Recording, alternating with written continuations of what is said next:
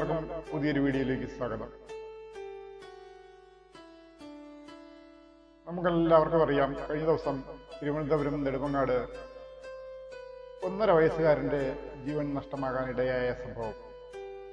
അച്ഛനും രണ്ടാനച്ഛനും അമ്മയും ചേർന്നാണ് ഈ വിഷയങ്ങളെല്ലാം കാട്ടിക്കൂട്ടിയത്. അങ്ങനെയാണ് കുട്ടിയുടെ ജീവൻ നഷ്ടമാകാൻ കാരണമായതെന്ന് നമ്മൾക്കറിയാം. കുട്ടിയെ മർദ്ദിച്ചത് അമ്മ അഖിലയുടെ അനുവാദത്തോടെ അഷ്കറിന്റെ മൊഴി പുറത്ത്. നമുക്കതിനെക്കുറിച്ച് വിശദമായെന്ന് നോക്കിയാൽ, നെടുമങ്ങാട് 1.5 വയസ്സുകാരന്റെ മരണത്തിൽ കസ്റ്റഡിയിലുള്ള അഷ്കറിനെയും അഖിലയെയും വിശദമായി ചോദ്യം ചെയ്ത് SIT കുട്ടിയെ മർദ്ദിച്ചത് അതേ അഖിലയുടെ മൗന സമ്മതത്തോടെയാണെന്ന് അഷ്കറിന്റെ മൊഴി. ഈ ഒടിഞ്ഞ കുട്ടിയെ ആശുപത്രിയിൽ കൊണ്ടുപോയത് 12 ദിവസത്തിന് ശേഷമാണ്. ഇരുവരുടെയും കസ്റ്റഡി കാലാവധി കഴിഞ്ഞ ദിവസം 5 മണിയോടെ അവസാനിച്ചു. അതായത് നെടുമങ്ങാട് DYSP ബൈജു കുമാറിനാണ് കേസിന്റെ അന്വേഷണ ചുമതല. കുട്ടി കൊല്ലപ്പെട്ട സംഭവത്തിൽ കൂടുതൽ ക്രൂരതയുടെ വിവരങ്ങൾ പുറത്തു വന്നിരുന്നു. അതായത് കുട്ടിയുടെ ശരീരത്തിൽ ആകെ 91 മുറിവുകളാണ് ഉണ്ടായിരുന്നത്. 7 വാരിയെല്ലുകൾ തകർന്നതായും ഡോക്ടർമാരുടെ പരിശോധനയിൽ കണ്ടെത്തിയിരുന്നു. തലയിലേറ്റ ക്ഷതത്തെ തുടർന്നുള്ള നീർക്കെട്ടും ആന്തരിക രക്തസ്രാവവുമാണ് കുഞ്ഞിന്റെ ജീവൻ പോകാൻ കാരണമെന്ന് നമുക്ക് ലഭിച്ച വിവരമനുസരിച്ച് ഉള്ളത്. മാതാവിനും അഷ്കറിനും ഒരുമിച്ച് ജീവിക്കാൻ 1.5 വയസ്സുകാരൻ തടസ്സമായി, അതിനാലാണ് ക്രൂരമായി മർദ്ദിച്ചതെന്നായിരുന്നു അഷ്കറിന്റെ രണ്ടാനച്ഛന്റെ മൊഴി. എന്ത് വിചിത്രമാണ്! എന്തായാലും ഈ സംഭവങ്ങളെല്ലാം വളരെ വലിയ ക്രൂരതയാണ് നമ്മുടെ മുന്നിൽ കാണുന്നത്. പൊന്നുപോലെ നോക്കേണ്ട അമ്മയുടെയും അതുപോലെ തന്നെ പൊന്നുപോലെ കരുതേണ്ട അമ്മയുടെ പങ്കാളിയായ രണ്ടാനച്ഛന്റെയും ക്രൂരത കൊണ്ടാണ് 1.5 വയസ്സുകാരനായ ഈ കുട്ടിക്ക് ജീവൻ നഷ്ടമായത്. തിരുവനന്തപുരത്തെ നെടുമങ്ങാട് എന്ന സ്ഥലത്ത് സംഭവിച്ച ആ ക്രൂര കൃത്യങ്ങൾ, ആ കുഞ്ഞിന് സംഭവിച്ച കൃത്യങ്ങൾ നമ്മുടെ മുന്നിൽ തീരാത്ത ഒരു കണ്ണീരോർമ്മയായി തുടരുകയാണ്. കുട്ടിയെ എങ്ങനെയൊക്കെയാണ് ക്രൂരമായി മർദ്ദിച്ചത്, ഏതൊക്കെ രീതിയിലാണ് കുട്ടിയെ മർദ്ദനമേൽപ്പിച്ചത് എന്നൊക്കെ അറിയാനായി കുട്ടിയുടെ അമ്മയെയും അമ്മയുടെ പങ്കാളിയായ രണ്ടാനച്ഛനെയും കഴിഞ്ഞ ദിവസം നെടുമങ്ങാട് പോലീസ് സ്റ്റേഷനിൽ കസ്റ്റഡിയിൽ വാങ്ങി ചോദ്യം ചെയ്തിരുന്നു. അതിന്റെ അടിസ്ഥാനത്തിലാണ് ചില മൊഴികൾ പുറത്തു വന്നത്. രണ്ടുപേരും പറഞ്ഞ ആ മൊഴികൾ, കുഞ്ഞിനെ എങ്ങനെയൊക്കെ ഉപദ്രവിച്ചു എന്നുള്ള ആ ചോദ്യത്തിന് മറുപടിയായി രണ്ടുപേരുടെയും മൊഴിയായി വന്നത് അക്ഷരാർത്ഥത്തിൽ ഞെട്ടിക്കുന്നതാണ്. അതായത് പെട്ടെന്നൊരു ദിവസം ഉണ്ടായത് ഒരു ക്രൂരകൃത്യമല്ല. ഇത് കുഞ്ഞിനെ മാസങ്ങളെടുത്ത് കുഞ്ഞിനെ ഇഞ്ചിഞ്ചായി ക്രൂരമായി മർദ്ദിക്കുന്ന ഒരു സാഹചര്യമാണ് ഉണ്ടായത്. പെട്ടെന്നൊരു ദിവസം ഒരു പ്രകോപനം കൊണ്ട് കുഞ്ഞിന് 2 അടി കൊടുക്കുകയോ അല്ലെങ്കിൽ എന്തെങ്കിലും ചെയ്യുന്നതോ അതുമായി ഇതിന് വളരെ വ്യത്യാസമുണ്ട്. ഇത് മാസങ്ങളെടുത്താണ് ഈ ക്രൂരകൃത്യം രണ്ടുപേരും നടപ്പിലാക്കിയിരിക്കുന്നതെന്ന് മൊഴിയിൽ വ്യക്തമാവുകയാണ്. നമ്മളിപ്പോൾ പ്രത്യേകമായി ഒരു ഉദാഹരണം എടുത്ത് കുഞ്ഞിന് എവിടെയൊക്കെയാണ് എന്തൊക്കെയാണ് സംഭവിച്ചിരുന്നതെന്ന് നോക്കിയാൽ, കുഞ്ഞിന്റെ ശരീരത്തിൽ നിന്നും സൂക്ഷ്മമായി പരിശോധിച്ചാൽ ഡോക്ടർമാർ പറയുന്നത് കുട്ടിയുടെ കാൽപാദത്തിനടിയിൽ പൊള്ളലേറ്റ ഒട്ടേറെ പാടുകൾ, ചെറുതും വലുതുമായ പാടുകൾ അന്വേഷണ ഉദ്യോഗസ്ഥർ കണ്ടിരുന്നു. കഴിഞ്ഞ ദിവസം ഇരുവരെയും ചോദ്യം ചെയ്തപ്പോൾ കുഞ്ഞിന്റെ കാൽപാദത്തിൽ പൊള്ളലേറ്റ ഇത്രയേറെ മുറിവുകൾ എങ്ങനെയാണ് ഉണ്ടായതെന്ന് ചോദിച്ചിരുന്നു അന്വേഷണ ഉദ്യോഗസ്ഥർ. ആ ചോദ്യത്തിന് മറുപടി, ആ മുറിവുകളെല്ലാം ഞാൻ തന്നെയാണ് ചെയ്തത് എന്ന് കുട്ടിയുടെ രണ്ടാനച്ഛനായ അഷ്കർ സ്വയം സമ്മതിക്കുകയായിരുന്നു. അങ്ങനെ കുട്ടിയുടെ കാൽപാദത്തിൽ അത്തരത്തിൽ പൊള്ളിക്കുന്നതിന് അഷ്കറിന് ഒരു കാരണവും കൂടി ഉണ്ടായിരുന്നു. ആ കാരണവും മൊഴികളിൽ പറഞ്ഞു. അതായത് ഈ കുഞ്ഞ് ഹൈപ്പർ ആക്റ്റീവാണ്. ഒരിടത്ത് അടങ്ങിയിരിക്കില്ല, എപ്പോഴും അങ്ങോട്ടും ഇങ്ങോട്ടും ഓടി നടക്കും, എന്തെങ്കിലുമൊക്കെ വികൃതികൾ കാണിച്ചുകൊണ്ടേയിരിക്കും. അങ്ങനെ ഈ കുഞ്ഞ് ഓടി നടക്കുന്നത് കൊണ്ട് തന്നെ ഈ കുഞ്ഞിനെ നോക്കാനും പരിചരിക്കാനും ഈ അമ്മയ്ക്കും രണ്ടാനച്ഛനും വലിയ ബുദ്ധിമുട്ടാണ് അനുഭവപ്പെട്ടുകൊണ്ടിരുന്നത്. അങ്ങനെ കുഞ്ഞ് വികൃതിയായി നടക്കില്ല എന്ന് ഉറപ്പുവരുത്താൻ വേണ്ടി മാത്രമാണ് ഇടയ്ക്കിടയ്ക്ക് ഈ കുഞ്ഞിന്റെ കാലിൽ സിഗരറ്റ് കൊണ്ട് അല്ലെങ്കിൽ സിഗരറ്റ് ലൈറ്റർ കൊണ്ട് ഇടയ്ക്കിടെ ഈ കുഞ്ഞിന്റെ കാൽപാദത്തിൽ പൊള്ളലേൽപ്പിച്ചിരുന്നത്. അതായത് കുഞ്ഞ് ഓടി നടക്കാതിരിക്കാൻ വേണ്ടി മാത്രം. ഹൈപ്പർ ആക്ടിവിറ്റി ഉള്ള കുട്ടിയാണ്. ആ കുട്ടി അങ്ങോട്ടും ഇങ്ങോട്ടും എന്തെങ്കിലുമൊക്കെ ചെയ്തുകൊണ്ടിരിക്കും, വികൃതികൾ കാണിച്ചുകൊണ്ടിരിക്കും. അതുകൊണ്ട് തന്നെ ആ കുട്ടി നടക്കാതിരിക്കാൻ വേണ്ടി, പ്രത്യേകമായും ഓടി നടക്കാതിരിക്കാൻ വേണ്ടി ആ കുട്ടിയുടെ കാൽപാദത്തിൽ പൊള്ളിച്ചു എന്നാണ് കുട്ടിയുടെ അച്ഛൻ പറഞ്ഞത്. പൊള്ളിക്കുന്നതിലൂടെ ആ പൊള്ളുന്ന മുറിവ് ഉണങ്ങി വീണ്ടും കുട്ടി ഓടി നടക്കാറാകുമ്പോൾ വീണ്ടും ആ കുട്ടിയെ പൊള്ളിക്കും. വീണ്ടും ആ കുട്ടിയെ പൊള്ളിച്ച് വീണ്ടും ആ കുട്ടിയെ നടക്കാതിരിക്കാനുള്ള അവസ്ഥയിലാക്കി മാറ്റും. വീണ്ടും ആ കുട്ടി അത് റിക്കവർ ചെയ്ത് വീണ്ടും നടക്കുന്ന ഒരവസ്ഥയിലേക്ക് എത്തുമ്പോൾ വീണ്ടും ഇതേ പ്രവൃത്തി ആവർത്തിച്ചു വന്നു. അങ്ങനെ ആ വളരെ വലിയ ക്രൂരകൃത്യമാണ് ആ കുട്ടിയോട് നടക്കാതിരിക്കാൻ ഈ അച്ഛനും അമ്മയും ചെയ്തത്. ഇതാണ് ഈ കുട്ടിയോട് ചെയ്ത ഏറ്റവും വലിയ ക്രൂരകൃത്യം എന്ന് പറയുന്നത്. ഇനി മറ്റൊന്ന്, നമ്മളെല്ലാവരും കണ്ടതാണ്, സോഷ്യൽ മീഡിയകളിലൂടെയും വാർത്തകളിലൂടെയൊക്കെ കണ്ടതാണ് കുട്ടിയുടെ ഒരു ഫോട്ടോ. കുട്ടിയുടെ രണ്ട് കൈകളും ഒടിഞ്ഞ നിലയിൽ കുട്ടിയുടെ അമ്മ എടുത്തു വെച്ചുകൊണ്ടിരിക്കുന്ന ഒരു ഫോട്ടോ നമ്മൾ കണ്ടതാണ്. അത് ആ മുറിവുകൾ എങ്ങനെയാണ് സംഭവിച്ചതെന്നുള്ളത് ഒരു ചോദ്യമാണ്. അതിന് അവർ പറയുന്നത്, ആ കുഞ്ഞ് കളിക്കുന്നതിനിടയിൽ സൈക്കിളിൽ നിന്ന് വീണ് ഉണ്ടായ മുറിവുകളാണെന്നാണ് അഖിലയുടെയും അഷ്കറിന്റെയും, അതായത് കുട്ടിയുടെ അമ്മയുടെയും രണ്ടാനച്ഛന്റെയും മൊഴി. അങ്ങനെ സൈക്കിളിൽ നിന്ന് വീണ് മുറിവുണ്ടാകാനുള്ള ഒരു സാധ്യത കാണുന്നില്ല. ഇവർ തന്നെ തല്ലിയൊടിച്ചതാണ്. ആ മൊഴി പോലീസുകാർ വിശ്വസിക്കുന്നില്ലെങ്കിലും ഇതിനേക്കാൾ മറ്റൊരു തരത്തിലാണ് ആ കുട്ടിയോട് ആ ക്രൂരത കൃത്യം അവർ ചെയ്തത്. രണ്ട് കൈയും ഒടിഞ്ഞ കുട്ടിയോട്, രണ്ട് കൈയും ഒടിഞ്ഞ ഒരു കുട്ടിയുടെ വേദന എന്തായിരിക്കുമെന്ന് നമുക്ക് ആലോചിച്ച് നോക്കാവുന്നതേ ഉള്ളൂ. നമുക്ക് തന്നെ നമ്മുടെ ഒരു കൈയോ കാലോ ഒടിയുമ്പോൾ എന്തുമാത്രം വേദനയായിരിക്കും ഉണ്ടാവുക. അതിനുശേഷം ആ കുട്ടിയെ ആശുപത്രിയിൽ എത്തിച്ചിരിക്കുന്നത് ഒരു ദിവസമോ 2 ദിവസമോ ഉള്ള ഗ്യാപ്പിലല്ല, 12 ദിവസം കഴിഞ്ഞാണ് ആ കുട്ടിയെ ആശുപത്രിയിൽ കൊണ്ടുവന്നതെന്നുള്ള സത്യം നിങ്ങൾ ഓർക്കണം. അതുവരെ ആ കുട്ടി ആ വേദന അത്രയും സഹിച്ചു എന്നുള്ളതാണ്. 12 ദിവസത്തോളം 2 കൈയും ഒടിഞ്ഞതിന്റെ വേദന സഹിച്ച് ആ കുഞ്ഞ് വീട്ടിൽ ഇട്ടിരുന്നു. അതായത് വീട്ടിൽ ആ കുട്ടി അത്രയും വേദന സഹിച്ച് കഴിയേണ്ടി വന്നു എന്നുള്ളതാണ്. 12 ദിവസം ആയതുകൊണ്ട് തന്നെ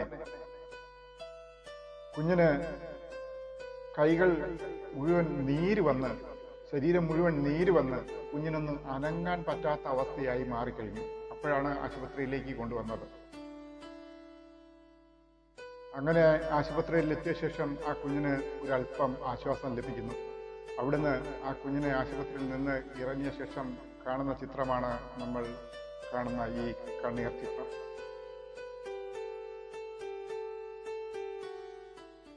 അങ്ങനെ വീണ്ടും തിരികെ വീട്ടിൽ കൊണ്ടുവന്ന ശേഷം വീണ്ടും ആ കുട്ടിയെ ഉപദ്രവം തുടർന്നുകൊണ്ടേയിരുന്നു, അടിയും ഇടിയുമായൊക്കെ.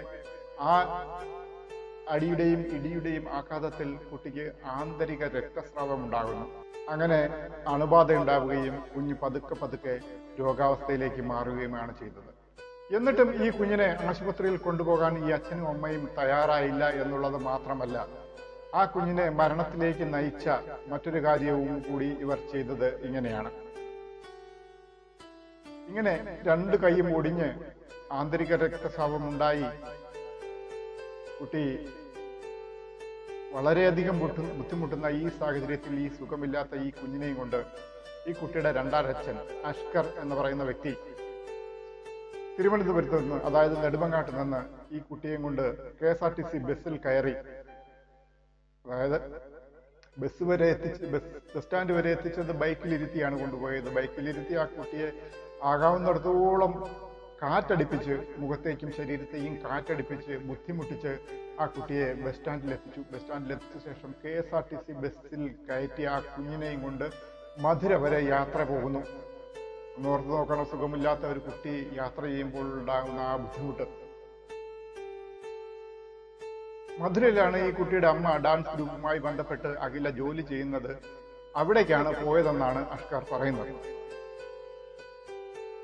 പക്ഷെ ആ കുട്ടിയെ കൊണ്ടുപോയ രീതിയാണ് കുട്ടിയുടെ മരണം വേഗത്തിലാക്കിയത് എന്ന് പോലീസുകാർ കണ്ടെത്തിയത്. അതായത് നെടുമങ്ങാട് നിന്ന് KSRTC ബസ് സ്റ്റാൻഡ് വരെ കുഞ്ഞിനെ ബൈക്കിന്റെ മുൻ സീറ്റിലിരുത്തി കുട്ടിയെ ബസ് സ്റ്റാൻഡ് വരെ എത്തിച്ചു. ബസ് സ്റ്റാൻഡ് വരെ എത്തുമ്പോൾ ആ ബൈക്കിന്റെ മുൻ സീറ്റിലിരിക്കുന്ന കുട്ടിക്ക് എന്തുമാത്രം കാറ്റടിക്കും ആ ശരീരത്തിലേക്ക് എന്ന് നമുക്ക് മനസ്സിലാക്കാവുന്നതേ ഉള്ളൂ. അതിനുശേഷം KSRTC ബസ്സിൽ കയറി പലയിടത്തും ഇറങ്ങിയിട്ടുണ്ടാവും. നേരിട്ടുള്ള ബസ് നെടുമങ്ങാട് നിന്ന് മധുര വരെ ഇല്ല. അപ്പോൾ ഇറങ്ങി കയറിയൊക്കെ ആയിരിക്കണം പോയത്. അതുവരെ KSRTC ബസ്സിൽ പോകുമ്പോൾ പൊടിയും മറ്റുള്ള കാറ്റും ഒക്കെ അടിച്ച് കുട്ടിയുടെ ആ ഒരു അവസ്ഥ എന്തായിരിക്കുമെന്ന് നമുക്ക് മനസ്സിലാക്കാം. അത് തന്നെയാണ് പോലീസുകാർക്കും വളരെയേറെ വിഷമമായത്. അങ്ങനെ മധുരയിൽ എത്തിച്ചേരുന്നത് രാത്രിയാണ് എത്തിച്ചേരുന്നത്. രാത്രി എത്തിയതിനു ശേഷം അവിടെ ഒരു മുറിയെടുത്ത് പോലും കുഞ്ഞിനെ സേഫായി കൊണ്ട് താമസിക്കാതെ ആ ബസ് സ്റ്റാൻഡിൽ കിടന്ന് ഉറങ്ങി കുഞ്ഞുമായി. ബസ് സ്റ്റാൻഡിലെ കാര്യം നമുക്കറിയാമല്ലോ. പ്രത്യേകിച്ച് തമിഴ്നാട് ബസ് സ്റ്റാൻഡുകളൊക്കെ ആകുമ്പോൾ ഇപ്പോഴത്തെ സാഹചര്യത്തിൽ ക്ലീനൊക്കെയാണ്. എന്നിരുന്നാൽ തന്നെയും ബസ് സ്റ്റാൻഡിൽ പല വിധത്തിലുള്ള രോഗാണുക്കൾ പടരുന്ന ഒരു സാഹചര്യമാണ് ഉള്ളത്. അതായത് ഈച്ചകളുടെയും മറ്റുള്ള പ്രാണികളുടെയും ഒക്കെ ശല്യം ധാരാളമായി ഉള്ള സ്ഥലമാണ് ബസ് സ്റ്റാൻഡുകൾ എന്ന് പറയുന്നത്. കാരണം പല ആളുകളും വന്നു പോകുന്നതാണ്. അതുകൊണ്ട് തന്നെ അവിടെ എത്ര വൃത്തിയാക്കിയാലും വൃത്തിയാകുന്ന ഒരു സാഹചര്യമല്ല അത്. അപ്പോൾ അങ്ങനെയുള്ള ഒരു സാഹചര്യത്തിലാണ് ആ കുട്ടിയെയും കൊണ്ട് അവിടെ ബസ് സ്റ്റാൻഡിൽ കിടന്നുറങ്ങിയത്. അതുമൂലം കൂടുതൽ അണുബാധ ഉണ്ടാകുന്നു. അങ്ങനെ അവിടെ എന്താവശ്യത്തിനാണോ പോയത് മധുരയിൽ, ആ ആവശ്യം കഴിഞ്ഞ് തിരികെ അതുപോലെ അതേ രീതിയിൽ തന്നെ അങ്ങോട്ട് പോയ രീതിയിൽ തന്നെ കുട്ടിയെയും കൊണ്ട് തിരികെ വരികയാണ് ഉണ്ടായത്. KSRTC ബസ്സിൽ നെടുമങ്ങാട് വന്നതിന് ശേഷം ബൈക്കും എടുത്ത് തിരികെ അതേപോലെ തന്നെ തിരികെ ആ കുട്ടിയെയും കൊണ്ട് വീട്ടിലേക്ക് പോകുന്നു. അങ്ങനെ ഈ ദീർഘമായ ഈ യാത്രയും കൂടിയായപ്പോൾ പൊതുവെ തന്നെ ഈ കുട്ടിക്ക് വയ്യാതിരുന്ന കുട്ടിക്ക്, അണുബാധ ഉണ്ടായിരുന്ന കുട്ടിക്ക് ഇത്രയും സാഹചര്യങ്ങൾ കൂടി ആയപ്പോൾ കുട്ടിക്ക് വളരെ ദയനീയമായ ഒരു അവസ്ഥയിലേക്ക് മാറുകയാണ് ഉണ്ടായത്. കുട്ടിയുടെ ആരോഗ്യസ്ഥിതി വളരെയധികം മോശമായി. തീർത്തും കുട്ടിക്ക് എഴുന്നേറ്റ് നിൽക്കാൻ പോലും വയ്യാത്ത ഒരു അവസ്ഥയിലേക്ക് മാറുകയാണ് ഉണ്ടായത്. ഇതിലെ ഒരു കാര്യമെന്ന് പറയുന്നത്, ഇത്രയും ബുദ്ധിമുട്ട് ഈ കുട്ടി അനുഭവിച്ചിട്ടും അപ്പോഴും ആ കുട്ടിയെ ആശുപത്രിയിലേക്ക് കൊണ്ടുപോകാൻ തയ്യാറാകുന്നില്ല ഇവർ, ഈ രണ്ടാനച്ഛൻ. അപ്പോഴും വീട്ടിലുണ്ടായിരുന്ന സാധാരണ പനി വരുമ്പോൾ കൊടുക്കുന്ന ആ മരുന്ന് മാത്രം കൊടുത്ത് കുട്ടിയെ നിർത്തിയിരുന്നു. അതായിരുന്നു ഈ കുട്ടിക്ക് കൂടുതൽ ശാരീരിക ബുദ്ധിമുട്ടുകൾ അനുഭവപ്പെടാനുള്ള കാരണവും മരണത്തിലേക്ക് നയിക്കാനുണ്ടായ സാഹചര്യവും അതാണ്. അതിനിടയിൽ ഒരു ദിവസം ഈ കുട്ടി ആഹാരം കഴിക്കുമ്പോൾ ഛർദ്ദിക്കുകയും പിടിച്ചു നിൽക്കാൻ പറ്റാത്തൊരവസ്ഥയിലേക്ക് എത്തുകയും അങ്ങനെയാണ് ആ കുട്ടിയെ ആശുപത്രിയിലേക്ക് എത്തിക്കുന്നതും ആശുപത്രിയിൽ എത്തിക്കുമ്പോഴത്തേക്കും ഈ കുട്ടിക്ക് ജീവൻ നഷ്ടമാകുന്ന ഒരു അവസ്ഥ ഉണ്ടാകുകയും ചെയ്തത്. അത്രമേൽ ക്രൂരമായാണ് ഇവർ ഈ കുട്ടിയോട് കാണിച്ചത്.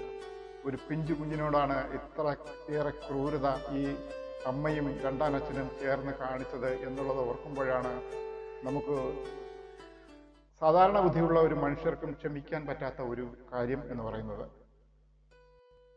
അങ്ങനെ ഇത്തരത്തിൽ മർദ്ദനങ്ങൾ, അടി, പൊള്ളലേൽപ്പിക്കൽ, അങ്ങനെയുള്ള ഉപദ്രവങ്ങൾക്ക് ശേഷം ഈ ഇത്രയും ദൂരമുള്ള ദീർഘയാത്ര, ഇതൊക്കെയാണ് കുട്ടിയെ തീർച്ചയായും ഈ മരണത്തിലേക്ക് നയിച്ചതെന്ന് ഡോക്ടർമാർ പറയുന്നുണ്ട്. എന്നിട്ട് ആന്തരികമായിട്ടുള്ള പലവിധ ബുദ്ധിമുട്ടുകളും ഈ കുട്ടി അനുഭവിച്ചിരുന്നു. ഇത്രയും ക്രൂരമായ പ്രവൃത്തികളാണ് ആ 1.5 വയസ്സുകാരനെ മരണത്തിലേക്ക് തള്ളിയിട്ട പ്രവൃത്തി എന്ന് പറയുന്നത്. ഈ അച്ഛനും രണ്ടാനച്ഛനും അമ്മയും ചേർന്നുകൊണ്ട് ഒരു 1.5 വയസ്സുള്ള ഒരു കുട്ടി ലോകത്തോട് എന്ത് തെറ്റാണ് ചെയ്തത്? പ്രത്യേകിച്ചും ഈ അച്ഛനും അമ്മയ്ക്കും ഈ കുട്ടി എന്ത് തെറ്റാണ് ചെയ്തത്? ഇവരുടെ മുന്നോട്ടുള്ള ജീവിതത്തിന് ഒരു തടസ്സമാകും എന്ന് കരുതി മാത്രമാണ് ഇവർ ഈ 1.5 വയസ്സുള്ള കുട്ടിയോട് ഇത്തരത്തിലുള്ള ഒരു ക്രൂരമായ പ്രവൃത്തി ചെയ്തിരിക്കുന്നത്.